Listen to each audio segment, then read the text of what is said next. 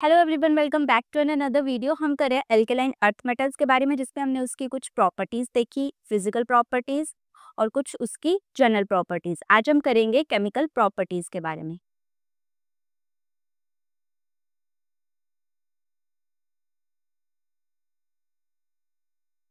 अब alkaline earth metal as compared to alkali metal less reactive होती हैं। अब क्योंकि हमने अल्कली मेटल को स्टडी किया हुआ है, तो हम ऑलमोस्ट, और ये दोनों सेम ही ब्लॉक में आती हैं, तो हम एज कंपेयर करके ही इस ग्रुप को पढ़ेंगे कि अल्कली मेटल से अल्कलाइन अर्थ मेटल कैसे डिफर करती है, या कैसे उससे कम प्रॉपर्टी शो करती है, ज़्यादा प्रॉपर्टी शो करती है। तो अल्कली मेटल्स के कंपैरिजन में अल्कलाइन अर्थ मेटल कम रिएक्टिव होती है, और as we move down the group इनकी रिएक्टिविटी इंक्रीज करती है। मतलब आपस में जब हम डाउन टू द ग्रुप चलते हैं, तो इनकी रिएक्टिविटी एलिमेंट्स की आपस में इंक्रीज करती है। मतलब बेरिलियम कम रिएक्टिव होगा, मैग्नीशियम उससे ज़्यादा होगा, कैल्शियम उससे भी ज़्यादा होगा। तो सबसे पहले आता है रिएक्टिविटी टुवर्ड्स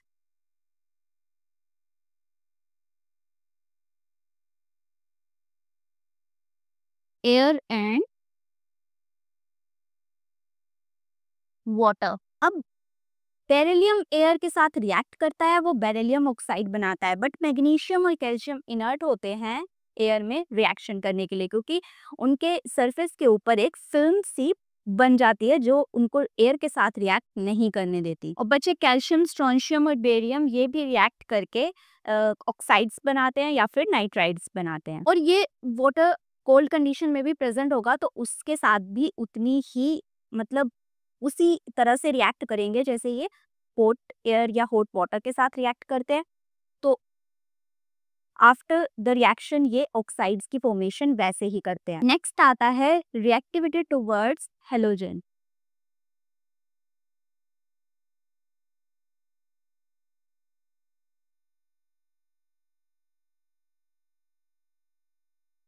सारी अल्कलाइन अर्थ मेटल हेलोजन के साथ रिएक्ट करती हैं एट एलिवेटेड टेम्परेचर, मतलब ज़्यादा टेम्परेचर पे, और बनाती हैं कोरेस्पॉन्डिंग हेलाइड्स। मतलब जो मेटल रिएक्ट करेगी वो अपना हेलाइड की फॉर्मेशन करती है।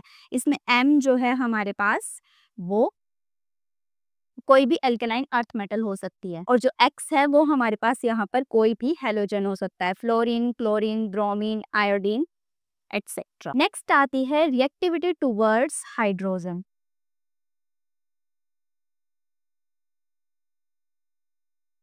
अब all the elements in the alkaline earth metal except beryllium सारे रिएक्ट करते हैं हाइड्रोजन के साथ और हाइड्राइड की फॉर्मेशन करते हैं। ये जनरल सिंपल रिएक्शन होती है MH2। यहाँ पर हमारे पास कोई भी मेटल का हाइड्राइड बनेगा एक्सेप्ट बेरिलियम। और अगर हमें बेरिलियम के हाइड्राइड की फॉर्मेशन करनी हो, तो उसके लिए हम अलग से रिएक्शन को फॉलो करते हैं, जिसमें हम रिएक्ट करते हैं बेरिलियम क्लोराइड को लिथियम एल्यूमिनियम हाइड्राइड के साथ।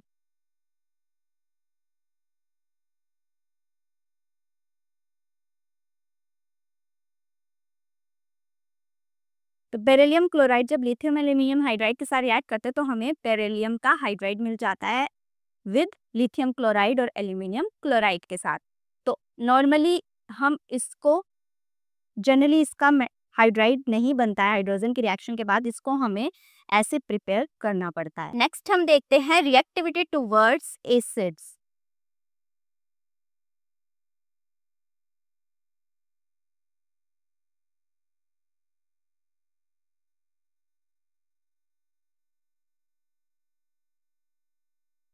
Alkaline earth metal readily react करती हैं एसिड के साथ और फॉर्मेशन करती हैं क्लोराइड की, और साथ में डाइहाइड्रोजन। तो मतलब ये डाइहाइड्रोजन की प्रिपरेशन के लिए भी बहुत इंपॉर्टेंट स्टेप है। जब मैंने आपको हाइड्रोजन वाला चैप्टर कराया था, उसमें मैंने आपको डाइहाइड्रोजन की प्रिपरेशन करवाई थी।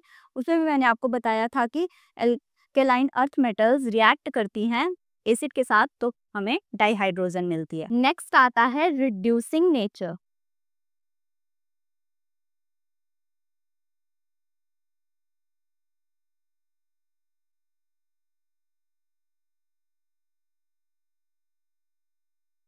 एल्कली मेटल की तरह अल्कलाइन अर्थ मेटल भी स्ट्रॉन्ग रिड्यूसिंग एजेंट की तरह काम करती हैं। मतलब अगर अल्कली मेटल के साथ कंपेयर करें, जैसे यहाँ पर जो अल्कली मेटल है उसके कंपैरिजन में ये थोड़ी कम रिड्यूसिंग इन नेचर होती है, बट ऑलमोस्ट ये सिमिलर ही मानी जाती है। एंड लास्ट आता है solutions in liquid ammonia.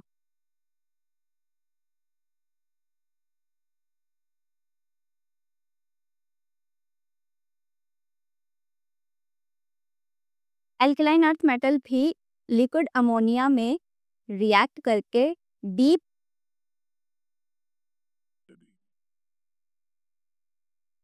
Blue black solution देती है हमें अमोनिएटेड आयंस का।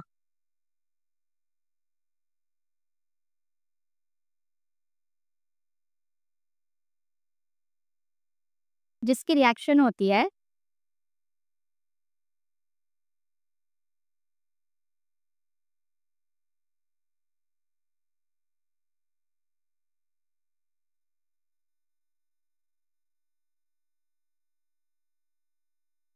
और जब ये सॉल्यूशन की फॉर्मेशन होती है उसमें से ये जो अमोनिएटेड आयन बना होता है इसको रिकवर कर लिया जाता है।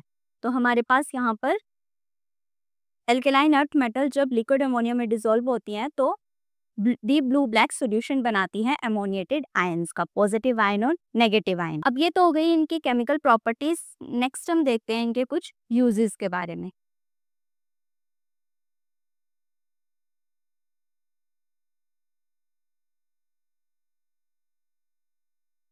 बेरिलियम का यूज किया जाता है for the formation of alloys. Beryllium copper alloy बनाए जाते हैं। और मैग्नीशियम भी एलॉय फॉर्मेशन में ही यूज होता है। ये एलॉय की फॉर्मेशन करता है एल्यूमिनियम के साथ, जिंक के साथ और मैग्नीज के साथ। अब किसी मेटल की एक्सट्रैक्शन करनी हो हमें अगर किसी ऑक्साइड से, तो अगर वो कार्बन से ना होती हो तो हम उसके लिए यूज करते हैं कैल्शियम को। And radium salts are used in radiotherapy, जैसे for the treatment of cancer जिसमें रेडियोलॉजी यूज की जाती है, तो उसमें रेडियम के सॉल्ट्स ही यूज किए जाते हैं। और एक suspension of magnesium hydroxide in water जिसको हम मिल्क ऑफ मैग्नीशिया बोलते हैं, उसको हम यूज करते हैं as a antacid in medicine. So that's all about the chemical properties and after the uses. Next हम करेंगे जैसे हमने अल्कली मेटल्स में किया था इसके कुछ जनरल कंपाउंड्स, उस तो वैसे ही हम यहाँ पर भी सेम वही वाला पैटर्न फॉलो करेंगे, वैसे ही स्टेप वाइज करेंगे। तो हम देखेंगे कि अल्कलाइन अर्थ मेटल्स के कंपाउंड्स की जनरल कैरेक्टरिस्टिक्स क्या होती हैं।